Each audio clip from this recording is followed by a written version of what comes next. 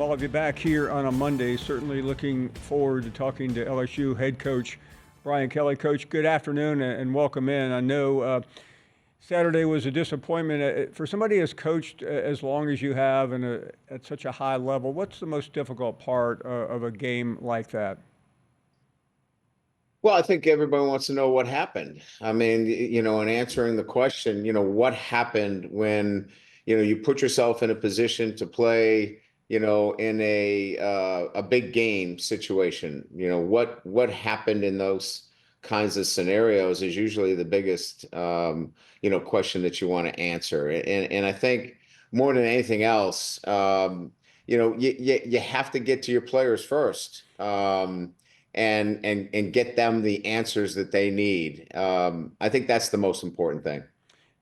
Obviously, we're toward the end of the season, and some of the things that you said after the game do sound familiar. I know you're trying to find solutions, you're trying to correct things, but when some of the same problems keep coming up, how frustrating is that for you, and how do you try to work with your players in particular to correct it with a couple of games remaining? Well, we find ourselves in a very similar position that we were last year, right? We lost the Alabama game at Alabama, and then the next week, Jaden Daniels probably went out and won the Heisman Trophy. So you're always in a position, to do great things the next week. That's the great thing about college football. You can come out in 1 week and look like the whole world is going to fall apart, and then the next week you get a performance like we did last year, where Jaden Daniels lights up the world in terms of his performance. And we won our last 3 games and then won our 10th game. So we still have a lot of football in front of us. The most important thing is, as I mentioned to you before, is finding a way to get our team to play more consistently. We have really good spells. Look, we move the ball all the way down to the 3-yard line and we throw an interception when we're going to make the game late in the third quarter, a one-score game. And those are the frustrating things, eliminating the inconsistency in our play. And that's what we have to go back to work on in our preparation, and making sure that we eliminate that, because when we do, we play pretty good football. Coach, when you go home after a night like that, and certainly the whole world was watching Baton Rouge on Saturday night, is it difficult, or how difficult is it to move on, because you've got another game coming up that you have to start thinking about, but it's also, I'm sure, difficult to get what you just witnessed out of your head? Yeah, so it's difficult because you're looking at it from two areas. You're looking at it as the head coach wanting to know what could we as coaches done better, right? Because you're in it together, right? It's not just always the players. What as coaches could we have done to put our players in a better position to succeed? Could we have done this or done that? Would that have been a better outcome? So that's the first thing. You're immediately thinking about that. And then, as it relates to the execution of your team, relative to play in and play out, why isn't that occurring on a consistent basis? What are you doing in practice? Is there too much installation? Do you have too many plays? Are you sequencing the right way? So there's so many thoughts, Paul, going on, and sooner or later you got to end that, right? 24 hours or so, because you got to get going on Florida and get ready for your next opponent. But a lot of that goes on for the first 24 hours. You said in the post game that I own this. I think I know what that means. You are the head coach after all, but could you expound on that, because I'm not really sure what it means. So generally speaking, when you go in and you start to take ownership of these things, that at the end of the day, it's a team that you've played that physically, this was a really good football team. And we did everything. Our kids, they fought their tails off.